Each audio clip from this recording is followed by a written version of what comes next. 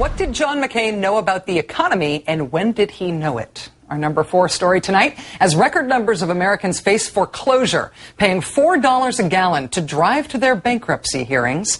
Senator McCain today denied ever saying he's not an expert on the economy, something he has denied and been corrected on before. Here was his latest attempt to rewrite a history that he himself wrote. You have admitted that you're not exactly an expert when it comes to the economy, and many have said that I have not. I said that I am stronger on national security issues because of all the time I spend in the military and others. I'm very strong on the economy. I understand it. I have a lot more experience than my opponent.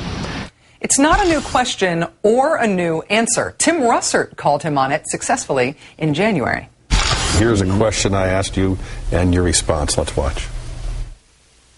Senator McCain, you have said repeatedly, quote, I know a lot less about economics than I do about military and foreign policy issues. I still need to be educated.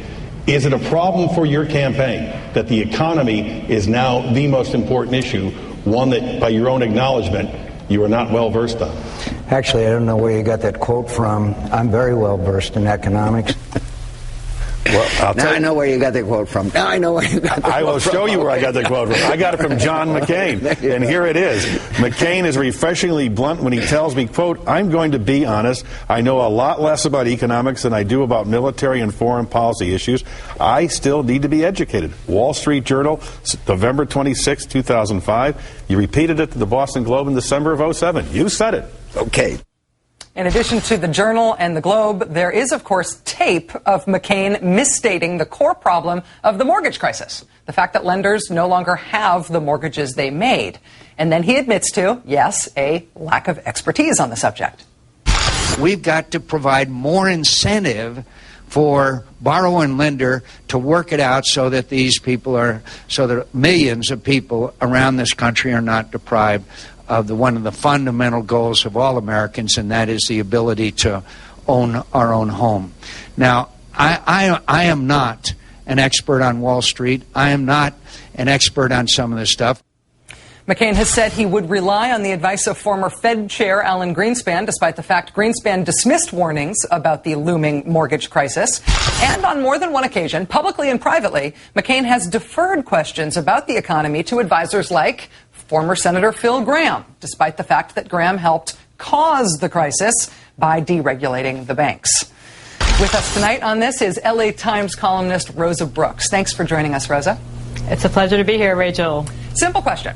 Why keep denying it when the whole world's got the Google and the YouTube to prove him wrong on this? Well, there are 3 possible explanations. Possibility number 1, he's got an arrogance problem and he thinks people are too dumb to look this stuff up. Possibility number 2, actually I should say these are overlapping possibilities. They could be all of them. Okay. He's got an integrity problem and he just flip-flops and says whatever's convenient at any given moment. Possibility number 3, and this possibly is even worse, he's got a cognitive problem. He just can't remember what he said. Wow. Well, the thing that is weird politically about this is that it's not just him alone. It's his whole campaign. Even McCain's own advisors are on record saying, yeah, he said exactly what you thought he said. And then they roll out the excuses. And the excuses so far are, you took it out of context, or he was joking, or it's just his charming self-deprecating humor. I mean, how messed up is it politically at this stage of McCain's campaign that not only he, but his big thinkers and advisors can't come up with a single coherent narrative to put this issue to bed? They're doing their best to save him from himself, and, you know, I take my hat off to them, but it's kind of a hard job. And, you know, I am not one of those people who thinks that the sign of a good politician is somebody who never changes their mind. I don't think any of us need politicians or want politicians who are incapable of changing their mind when they get new evidence. But what really drives me nuts about this stuff, you know, in some ways his advisors are saying the only possible thing they can say is if he's changed his mind on anything, that's okay. But then come to us and say, look, here's why I thought this way then, here's why I've changed my mind. He's not doing that. He's just denying it. It didn't happen. You know, that's not particularly persuasive, and it suggests that his campaign is a mess and his policies are a mess. And, of course, there's the great double standard about the 2004 presidential campaign where John Kerry's policy changes was the biggest issue in the world. And because windsurfing. That became the narrative of the campaign for the media and for everybody because the Bush campaign defined it that way. Yep, absolutely. But it's not just changing your mind or changing your position on something, though. This is saying making misstatements. This is lying, and McCain has admitted to lying about his own opinion of the Confederate flag to try to win South Carolina in 2000. Now there's this big obvious "I didn't say it" lie about whether he understands economics. How many things like this do you have to stack up before we get to the second of your third options, that he has an integrity issue, a can you believe him problem to contend with? I think he's courting that problem right now. I mean, your double talk express line is a good one, and unfortunately, he's made himself vulnerable to that charge. You know, again, it's not that hard to say, yes, I had one position then, I have a totally different position now. Here is why. You know, here's the evidence that made me re-examine my old assumptions. Here's what changed in the outside world that made me decide that a new solution to this problem was appropriate, different from the one I used to believe in. He's not doing that, and it does come across as just an integrity problem, and I think voters are beginning to sense that. He was sitting watching the footage of McCain and Tim Russert. He's sitting there looking extremely uncomfortable when confronted with the footage of his own previous statements.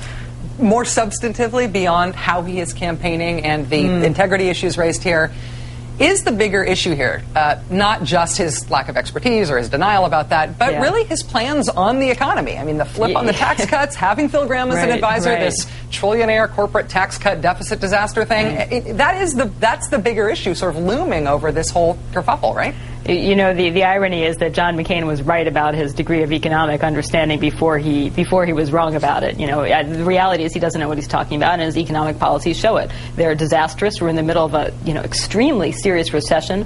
Wall Street just had its worst June since 1930.